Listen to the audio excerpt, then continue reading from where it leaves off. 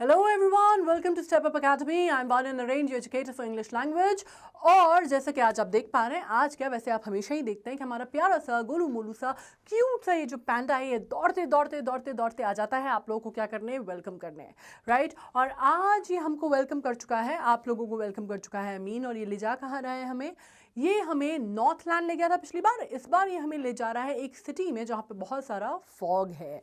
Alright, और आप नाम समझ चुके होंगे, आज हम बेसिकली वर्क करने वाले हैं क्लास 10th का इंग्लिश चैप्टर। इंग्लिश के एक्चुअली आपका जो मेन रीडर है फर्स्ट फ्लाइट, उसकी हम क्लास 10th का चैप्टर नंबर 9 करने वाले हैं। उसका वन शॉट है और नाम जो है चैप्टर का वो है द फॉग या फॉग अकेला, ठीक है।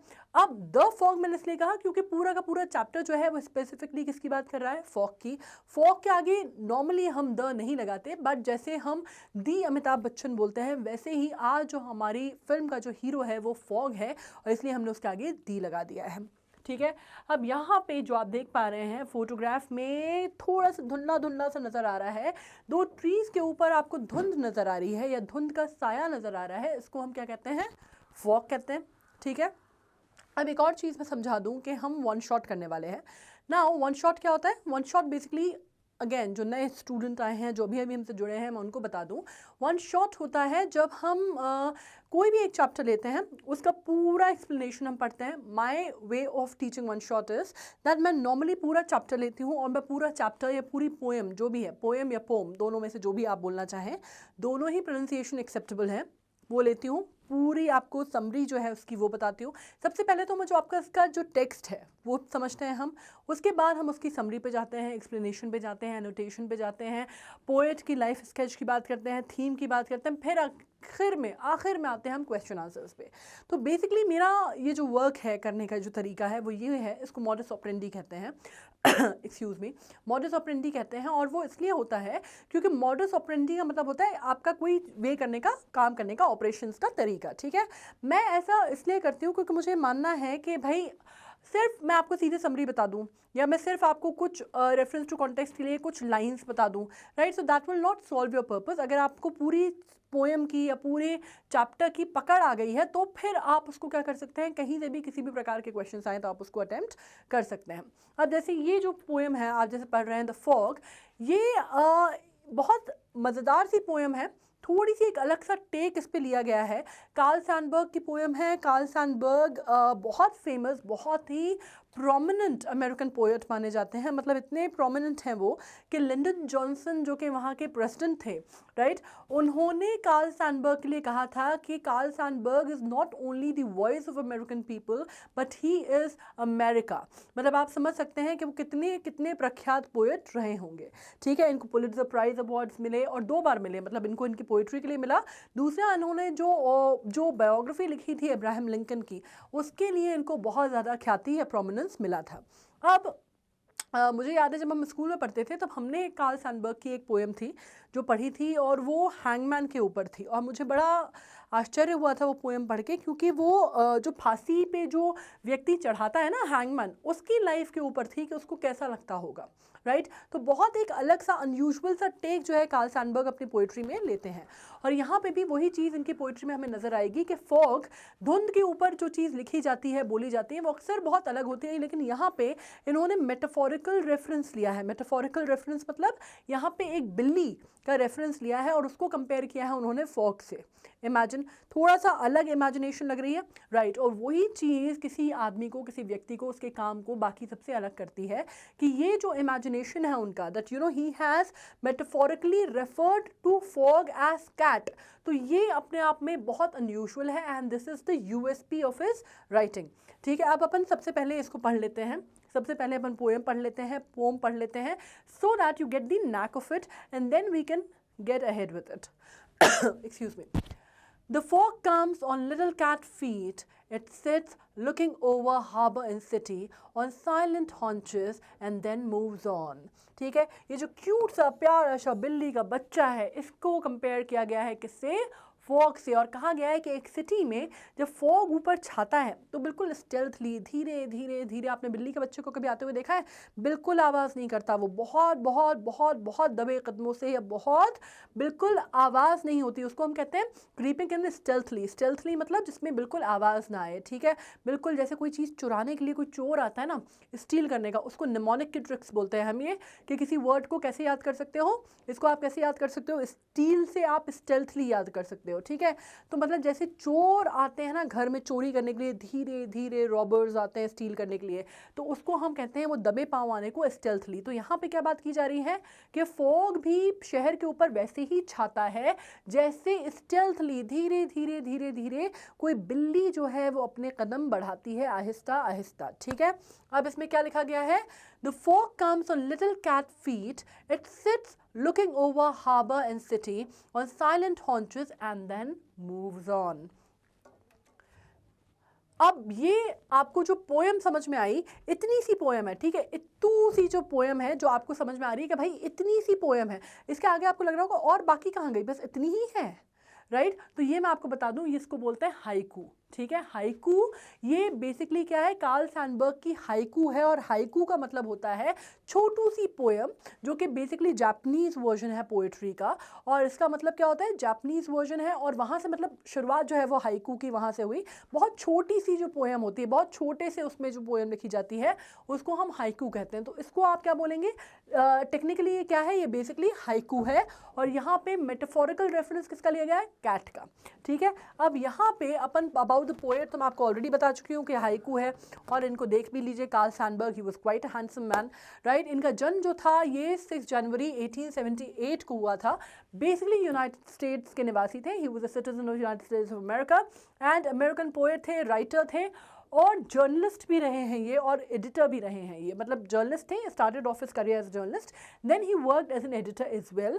और मैं आपको बता दूं कि पुलित्जर प्राइजेस मिला, जैसे मैं आपको बता चुकी हूँ कि 2 इनकी पोइट्री के लिए मिला, और 1 अब्राहम लिंकन की बायोग्राफी के लिए मिला, जो कि बहुत चर्चित है, ठीक है। सैनबर्ग को अगर मैं बात करती हूँ तो major figure of contemporary literature के ये माने जाते हैं। और जब इनका देहांत हुआ 22 जुलाई 1967 में, तो ये नॉर्थ कैरोलिना यूनाइटेड स्टेट्स में थे, और इनके बारे में इनको after his death also lot of acclamation has been given to him, right. So he is quite a famous poet. Now इनकी हाइकूज और इनका जो राइटिंग का एक टेक्निक था, नॉर्मली छोटी पोएम्स लिखते थे, और बहुत एक अलग, आप कह सकते हैं एक अलग नज़रिया या एक अलग इंसाइट होती थी इनकी राइटिंग में। So that is what makes Carl Sandburg stand out of the generation of poets, ठीक है। नाउ इसकी थीम क्या है बेसिकली, अगर हम सैनबर्ग की बात करते हैं, is trying to convey to his readers nature's uncaring attitude towards mankind. It is obvious from the poem that the fog and people exist within the same space, but it's also clear that the fog, nature, यहाँ पे जब हम बात कर रहे हैं, has a sort of aloof attitude at the intrusion of mankind and its space. Aloof मतलब थोड़ा सा अलग थलग रहना, ठीक है, और intrusion मतलब घुसपैठ करना, ठीक है, 2 चीज़ें क्लियर हो गई। अब यहाँ पे जब हम बात करते हैं, एक्चुअली हमें लगता है कि यार इतनी छोटी सी पोएम है ना, हार्डली 5-6 लाइन की पोएम है, और उसके पीछे हम इतना सब कुछ पढ़ रहे हैं, इतनी सारी हम समरी पढ़ रहे हैं, एनालिसिस कर रहे हैं, कहीं ना कहीं आपकी एज में स्पेशली हमको लगता है कि क्या है यार, क्यों करना है ये सब, मतलब जबरनी कुछ भी लिख दिया है, कुछ भी हमारे सिलेबस पर डाल दिया और कुछ भी हमें पढ़ा रहे हैं। बट एक्चुअली पता है क्या, कि ये पोएम्स अगर हम देखते हैं, जैसे कार्ल सैनबर्ग का भी अगर नाम मैं आपको बताऊं, तो उनकी राइटिंग अगर आप देखेंगे तो बड़ी सिंपलिस्टिक राइटिंग आपको दिखेंगी, लेकिन उसके ऊपर एनालिसिस और जो उनका क्रिटिकल एप्रिसिएशन है वो बहुत लंबा हुआ है, right. So that is very important कि कई बार जो थीम होती है ना, जो सेंट्रल आइडिया होता है वो बहुत गहरा या बहुत बड़ा होता है, और जो लिखे हुए शब्द होते हैं वो बहुत सामान्य से बहुत सिंपल होते हैं दिखने में, समझने में। Alright, so what happens is कि वी नीड टू अंडरस्टैंड, मैं हमेशा कहती हूँ कि एक बैकग्राउंड समझना या एक पोएट के दिमाग को समझना बहुत इंपॉर्टेंट होता है अगर आप उसकी राइटिंग को समझना चाहते हैं। अगर आप उसके बैकग्राउंड को एक बार समझ जाएंगे, या आप उसका जो सोचने का जो तरीका है, अगर आपने एक बार उसको समझ लिया, सो आपको थीम पकड़ में आ जाएगी, और आपको थीम पकड़ में आ गई तो आपको ओवरऑल किसी भी पोइट्री का या किसी भी चीज़ का एनालिसिस, जिसको हम क्रिटिकल एप्रिसिएशन बोलते हैं हमारी लिटरेचर की भाषा में, वो बहुत आसान हो जाएगा। ऑलराइट, अब यहाँ पे आप देखेंगे कि इतनी सही सिंपल सी पोएम है, लेकिन बात क्या कर रही है यहाँ पे, सैंडबर्ग आपको कन्वे करने की कोशिश कर रहे हैं कि एक्चुअली जो नेचर का जो एटीट्यूड है, अभी तक हम अपना एटीट्यूड बताते हैं टुवर्ड्स नेचर, राइट। जितनी राइटिंग्स होती हैं उसमें ये बताया जाता है man's attitude towards nature, man's attitude towards the surrounding. यहाँ पे नेचर को अलग से डिपिक्ट किया गया है, और कहीं ना कहीं थीमेटिक लाइंस में ये बताया गया है कि नेचर का एटीट्यूड कैसा रहता है। अब अगर हम यहाँ बात करते हैं कि बहुत ऑब्वियस है कि फॉग, जिसको यहाँ पे नेचर किसके थ्रू डिपिक्ट हो रहा है, फॉग, कोहरे के थ्रू, ठीक है। और वो आपको बताना चाह रहे हैं कि दोनों, जब लोग, इंसान, मैनकाइंड और नेचर एक स्पेस में साथ में रहते हैं या को एग्जिस्ट करते हैं एक स्पेस में, तो किस तरह की चीज़ें निकल के उभर के सामने आती हैं, ठीक है। आप ये कह सकते हैं कि नेचर का, जैसे फॉग का, थोड़ा सा कलूफ एटीट्यूड है, और जब वो इंट्रूजन करता है मैन के स्पेस पे, like we are talking about, अभी तक हम बात करते हैं जो भी राइटिंग्स होती है, how man intrudes in the space of nature. यहाँ पे वो बात कर रहा है हाउ नेचर और the element of nature which is fog, वो इंट्रूड करता है in the mankind space, right. So that is why थोड़ा सा एक आपको जो समझ में आ रहा है, थोड़ा सा हटके, या फिर आप कह सकते हैं it is not a tip of a regular block, थोड़ी सी अलग राइटिंग है, ठीक है। यहाँ पे आपको समझ में आ रहा है कि कैट जो है वो परफेक्ट एग्जाम्पल या परफेक्ट मेटाफोरिकल एग्जाम्पल के तौर पे उन्होंने ली है कि भाई कैट जो होती है ना, वो बहुत क्या होती है, बहुत स्टेल्थली होती है, और एक तो फियर्सली इंडिपेंडेंट मानी जाती है, right, that it is one creature who is very very independent, who is not dependent on anybody for his need. अगर आप उसकी जनरल अगर आप ट्रेट्स भी पढ़ेंगे कैट का, तो यू वुड अंडरस्टैंड कि एक तो वो बहुत स्टेल्थली आती है, दूसरा वो बहुत फियर्सली इंडिपेंडेंट होती है, दूसरा अपने खाने के लिए या किसी भी चीज़ के लिए it is not dependent on anybody else, right? So this is very important that it is a very aloof character. So this is very important. और यहाँ पे जब हम कह रहे हैं a cat is a perfect animal to further illustrate that since cats tend to be fiercely independent and quite aloof towards just about everything, thematically the poet is showing his reader that people are part of nature, but nature isn't about to bend to the will and desire of people. It is uncaring and will do whatever it pleases. मतलब यहाँ पे पहली बार कहा गया है कि nature जो है हम इंसानों के अधीन नहीं आता, ठीक है, ये हमें समझ में आता है। दूसरा अगर हम बात करते हैं इन दिस पोएम, समरी क्या है, बेसिकली बहुत छोटी सी पोएम है, of course it is not very difficult to understand, तो समरी भी बहुत छोटे में, संक्षिप्त में हम कर लेते हैं। ऑफ कोर्स मैं आपको अंग्रेजी के साथ साथ हिंदी भी पढ़ा देती हूँ कई बार, मुझे लगता है। खैर, in this poem the poet Karl Sandberg portrays nature by describing picture of the fog. He tells that the fog comes silently and slowly like a cat. In the poem Fog, the poet has portrayed nature and its silent working. To prove his point, the poet gives a comparison of a fog and a cat. The poet says that the fog comes silently and slowly like a cat. When it comes, it does not disturb us. It sits silently as a cat does. It goes. It goes on falling and looking silently over the harbor and the city. Then it moves on all at once with a gust of wind. ठीक है, तो यहाँ पे क्या बात की गई है, जैसा मैंने कहा बहुत सिंपलिस्टिक अप्रोच है, बहुत सिंपलिस्टिक प्रेजेंटेशन है। तो उन्होंने कहा कि फॉग जो है वो कैट जैसी होती है, और कैट जैसे बहुत धीमी गति से, बहुत स्टेल्थली, बहुत साइलेंटली, बहुत स्लोली प्रोसीड करती है, आगे बढ़ती है, वैसे ही फॉग आता है और धीरे धीरे धीरे धीरे अपने कदम जमाता है, ठीक है। उन्होंने कहा है कि बहुत साइलेंट वर्किंग होती है नेचर जब कोई चीज़ करता है, जैसे फॉग जब आपको कहते हैं धुंध या कोहरा छाता है, तो उससे पहले कोई आवाज़ नहीं होती, कोई ऐसी चीज़ें नहीं होती कि आपको पता चल जाए, राइट। जैसे बारिश होती है तो उससे पहले बादल गरजते हैं, लेकिन जब कोहरा छाता है तो उससे पहले ऐसी कोई चीज़ नहीं होती, वो बहुत धीरे धीरे, बहुत आहिस्ता आहिस्ता इनगल्फ कर लेता है अपनी सराउंडिंग्स को। तो उसके ऊपर बात की गई है, और ये भी कहा गया है कि आप कह सकते हैं कि पोएट ने बहुत साइलेंटली और स्लोली जो है, जैसे कैट काम करती है वैसे ही फॉग काम करता है। और वो क्या करता है, जैसे आप कहते हैं कि वो धीरे धीरे आता है विदाउट डिस्टर्बिंग, मतलब अपने आसपास की सराउंडिंग को, जैसे आंधी चलती है तो आसपास की जो चीज़ें हैं वो हिलती डुलती हैं, उनमें सराउंडिंग्स जो है उनकी डिस्टर्ब होती है।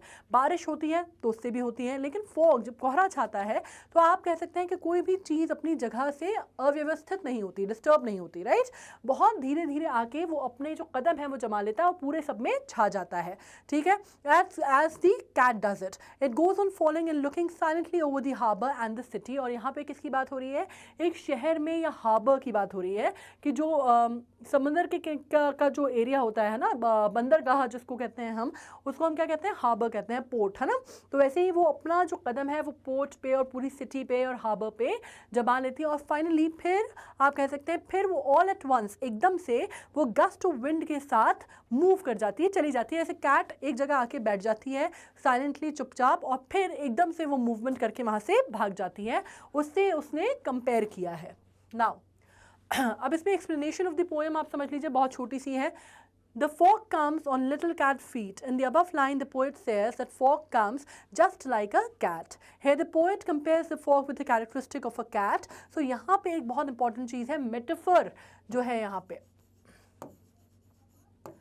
metaphorical reference is very important. Metaphorical reference जो है वो cat का draw किया गया है, ठीक है। Just like cat comes slowly on his little feet, fog comes silently too. ठीक है। Now next. It sits looking over harbour and city on silent haunches and then moves on. In the given line, the poet says, just like cat, fog comes and sits over the harbour in the city, covering everything, है ना। जो भी चीज़ होती है उसको पूरे को ढाक लेता है, कवर कर लेता है, covering everything. Then it slowly moves without making any noise like the cat and moves on to pounce upon some other place. और फिर क्या होता है, शांत बैठी रहती है और फिर पाउंस अपॉन मतलब फिर कहीं और उठ के चली जाती है। जैसे कि फॉग जो है वो हवा आती है या दिन या धूप निकलता है तो उसके साथ वो कोहरा भी जो है वो छट जाता है, उसकी बात की गई है, ठीक है। अब पोएटिक डिवाइस क्या है, राइमिंग स्कीम देखते हैं। तो आइडेंटिफाइबल राइमिंग स्कीम नहीं है, but it is known as a haiku, ठीक है। ये जो पोएम है ये कौन सा, अगर आप इसको बात करते हैं कौन सा जॉनरा है पोइट्री का, हाइकू है, ठीक है। दूसरी बात मेटाफर, ऑफ कोर्स आप समझ गए हैं कि फॉग को किससे कंपेयर किया गया है, कैट से, तो मेटाफोरिकल रेफरेंस है सीधा सीधा। उसके बाद ट्रांसफर्ड एपिथेट है। ट्रांसफर्ड एपिथेट का मतलब होता है ये पोएटिक डिवाइस होती है, is used and emotional, is attributed to non living things, ठीक है। तो आपने यहाँ पे क्या किया है, नॉन लिविंग थिंग्स को जब आप एक इमोशनल एंगल देते हैं तो हम उसको ट्रांसफर्ड एपिथेट कहते हैं। In this poem the poet uses the device of transferred epithet in the third और line of the second stanza when he write silently haunches, ठीक है। silently haunches का मतलब क्या हो गया यहाँ पे, अगर आप बात करते हैं it is not literally that the cat haunches are silent. haunches मतलब hop करना या फिर आप कह सकते हैं कि prowl करना in the sense, right, for they don't have the ability to speak, but that way in which the cat sits on its haunches does not make any sound, ठीक है। साइलेंटली haunches का मतलब क्या होता है, आपको एक तरह से sit on his haunches, ऐसे दुबक के बैठते हैं ना, प्राउल करके आप कह सकते हैं, स्क्वाट करना भी नहीं कहेंगे उसको, haunch पे ही बैठना उसको कहते हैं, ठीक है। तो the way the cat haunches उसको कंपेयर किया गया है, so that is why it is a transferred epithet, ठीक है। नाउ अब क्वेश्चन आंसर्स कर लेते हैं यहाँ पे। क्वेश्चन आंसर्स में अगर मैं बात करूं, the poet actually says that the fog is like a cat with reference to the poem fog, explain the statement. अब यहाँ पे स्टेटमेंट की क्या बात आ रही है, यहाँ पे आपको क्या करना है, यहाँ पे पोएट ने कंपेयर किया है फॉग को किससे, कैट के साथ, और वो क्यों किया है, किस लिए किया है, हमें ये चीज़ यहाँ पे एक्सप्लेन करनी है, अपने स्टेटमेंट को हमें एक्सप्लेनेशन देना है। तो हम इसको क्या लिखेंगे, the fog is compared to a cat, he says a cat does not make a sound when it walks, so does fog, ठीक है। मतलब सो इज द फॉग, मतलब आप क्या कह सकते हैं, दोनों वे में लिख सकते हैं कि कैट जो है कोई आवाज़ या कोई नॉइज़ नहीं बना करती when it is moving, and उसी तरह फॉग की भी कोई आवाज़ या नॉइज़ नहीं होती, but its presence is apparent, its silence is very much like that of the cat moving on its little feet, और लेकिन उसका जो मूवमेंट होगा वो बहुत वैसे ही होता है जैसे कैट का मूवमेंट होता है, ठीक है। The way the fog sits is very much like cat sitting on the haunches looking here and there. Haunches मतलब क्या, वो अपने पैरों पे जो टोस पे बैठती है ना कैट, उसको कहते हैं सिटिंग ऑन द हॉन्चेस, ठीक है। तो कैट्स और आप देखेंगे बाकी जो जानवर होते हैं they squat in a particular way, right, उसकी बात यहाँ पे की गई है। तो मतलब वो हॉन्चेस पे बैठ के आप कह सकते हैं स्टेल्थली आके अपने हॉन्चेस पे बैठ गई, and then it is looking here and there and looking out for the next opportunity to crawl out or the next opportunity to move out, right, this is what it refers to. Now how does the poet makes the fog like a living creature? यहाँ पे क्या बात हो रही है, यहाँ पे poet describe करता है फॉग को as a cat, he does a metaphor, ठीक है। ये मैं आपको बार बार बोल रही हूँ, कुछ चीज़ें आप इसमें याद रखिएगा, बहुत सिंपल है। पहली चीज़ कैट के उसमें रेफर किया गया है। दूसरी बात आपने की है कि कैट के एट्रीब्यूट जो है वो फॉग को दिए गए हैं, पहली चीज़। दूसरी चीज़ मेटाफोरिकल यूसेज है। तीसरी चीज़ हाइकू है। चौथी चीज़ अगर पोएटिक डिवाइसेस की बात करते हैं तो ट्रांसफर्ड एपिथेट यहाँ पे यूज़ किया गया है जब साइलेंट हॉन्चेस की बात की गई है। ठीक है, ये कुछ मोटी मोटी चीज़ें हैं जो आप याद कर लीजिए। Now the fog is cat itself, और इसमें क्या बोला गया है, जैसे कैट जंप करती है राइट, और लाइट करती है on a soft pause, pause यहाँ पे लिख देते हैं। ठीक है, उसके फीट को हम क्या बोलते हैं, पॉज। ठीक है, तो अपने सॉफ्ट पॉज पे जैसे साइलेंटली वो लैंड करती है, the fog also comes down noiselessly then it moves on like a cat. तो बिल्कुल वैसे ही फॉग भी जो है वो धीरे धीरे आता है और फिर वो धीरे धीरे आप कह सकते हैं एकदम से मूवमेंट करता हुआ वहाँ से चला जाता है। जैसे कैट जो है आती है धीरे धीरे आहिस्ता और बैठती है, लैंड करती है अपने पॉज पे और फिर सडन मूवमेंट से भाग जाती है, बिल्कुल वैसे ही। ठीक है, now What metaphor has poet used in the poem Fog? Do you think it is appropriate? अब metaphor तो obviously cat का किया है उनने, और that is the only metaphor that has been used, and of course it is appropriate because वो तो पूरी पूरी थीम ही है, right? तो उसको हम कैसे लिखेंगे? हम लिख सकते हैं in the poem Fog, Carl Sandburg has metaphorically compared the fog to a cat. ये समझ चुके हैं, जैसे लिखना है बस उसको समझ लो। ठीक है, the first strange thing about the metaphor is a comparison of the phenomenon with the living animal. अब इसमें सबसे strange चीज़ ये है कि एक phenomenon को, एक natural फिनोमिनन को एक लिविंग एनिमल के साथ कंपेयर किया गया है, right. A comparison has been drawn between two people, two things which are completely contrast, और if not contrast completely different. मतलब उसमें एक पैरेलल ड्रॉ करना एक कोई नॉर्मल आदमी नहीं करेगा, राइट। तो वो एक पोएटिक, आप कह सकते हैं एक पोएटिक अंडरस्टैंडिंग या एक पोएटिक माइंडसेट का ही आदमी ये कर सकता था। ठीक है, perhaps the poet want to emphasize the silent nature and mysterious ways of the fog, so he has compared the fog to a cat. ठीक है, तो अगर आपको मालूम है कि एक मिस्टीरियस वे में बात करना चाहते थे या वो थोड़ा सा ऑफ बीट कुछ लिखना चाह रहे थे, which was not regular, which is something which is a little different take on a natural phenomena, इस वजह से उन्होंने इसको इस तरह से आप कह सकते हैं प्रेजेंट किया है। Now, so he has compared to the fog. The cat does not make the sound when it walks, so also is the fog, but its presence is apparent, right? उसकी presence जो है वो apparent है, हम उसको महसूस कर सकते हैं। Silently वो पूरी city को और harbour को engulf करता है fog, but we are not able to really pinpoint कि कब आके जमा हो गया कोहरा या कब आके कोहरे ने पूरा engulf कर लिया। तो silence जो है वो काफ़ी कुछ cat जैसा है, जब cat stealthily आती है on its little feet. So that is the only metaphor that has been drawn in the poem, and of course it is significant, it is very relevant because that is the theme, that is the central idea of the poem that marks its uniqueness. ठीक है, तो आप इसको इस तरह से बोल सकते हैं। Then the fog stays in the place looking over the harbour and the city, which create the hazy atmosphere all around. The way it sits is very much like the cat sitting on its haunches, looking here and there before it makes a move.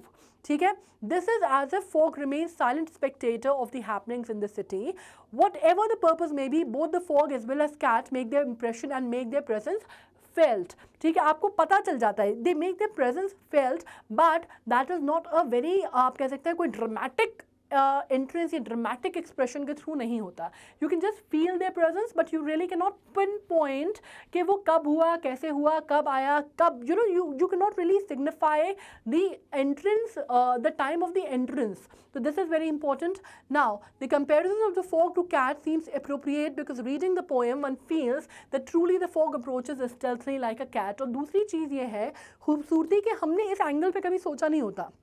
हम कभी हमारे दिमाग में नहीं आता कि यार हम कैट से कंपेयर करें फॉग को, लेकिन अगर आप इसको सोचेंगे on second thought you would understand कि इतना ऑफ बीट भी नहीं है, like it is such an unusual take but such an interesting one, right. कि हाँ एग्जैक्टली होता तो ऐसे ही है, फॉग वाकई में आता तो ऐसे ही है, और बिल्कुल वैसे ही जैसे धूप जाती है या कुछ होता है और एकदम से छट जाता है, बिल्कुल वैसे ही जैसे बिल्ली आके बैठती है और फिर कोई मूवमेंट होता है तो अचानक वो उठ के भाग जाती है। So that is a very thought provoking thing also, कि आपको समझ में आता है कि हाँ यार चीज़ तो सही है, बात तो सही बोली गई है, लेकिन मैंने कभी इस एंगल से सोचा नहीं। So this is why it is very important and unique as a poem. So इसके साथ हम ये छोटी सी पोएम, छोटी सी हाइकू जो है हमारी, हमने पढ़ के कंप्लीट कर ली है। बहुत ज़्यादा एनालिसिस इसका था नहीं, लेकिन जितना था हमने वो भी बहुत कर लिया है, राइट, छोटी सी पोएम के हिसाब से। अब आपको क्या करना है, आपको स्टेप अप अकेडमी को एनरोल करना है, वो तो अभी तक आपने कर ही लिया होगा सब्सक्राइब आई मीन। और बाकी जितने हमारे चैप्टर्स हैं वो यहाँ पर, या बाकी जितने भी हमारे जो चैप्टर्स हम करने वाले हैं वो सब कुछ यहाँ कवर हो जाएगा, तो कोई दिक्कत नहीं है। पूरा सिलेबस हम अपना कवर करने वाले हैं, you won't have any problem there at all. And दूसरी चीज़ एक और बहुत इंपॉर्टेंट है यहाँ पे कि आप हमारे जो बाकी चैनल पे अगर आप चीज़ें देखते हैं ना, उसमें और हम में ये फ़र्क है कि वन शॉट हमारा जो होता है तो हम उसमें चैप्टर या पोएम को पूरा पढ़ा के फिर एक्सप्लेन करते हैं, राइट। हम सिर्फ वो थीम और वो शॉर्ट में निपटाने वाला काम नहीं करते यहाँ पे, ऑलराइट। और दूसरी बात, यहाँ पे आ चुका है ये प्यारा सा क्यूट सा पैंडा, और ये करने आया है क्या, ये करने आया है टाटा बाय बाय। और इसके साथ मैं भी चलती हूँ और आपको मिलूंगी नेक्स्ट सेशन में, लाइक नेक्स्ट वन शॉट के साथ। तब तक stay tuned, stay healthy and study very hard. Thank you.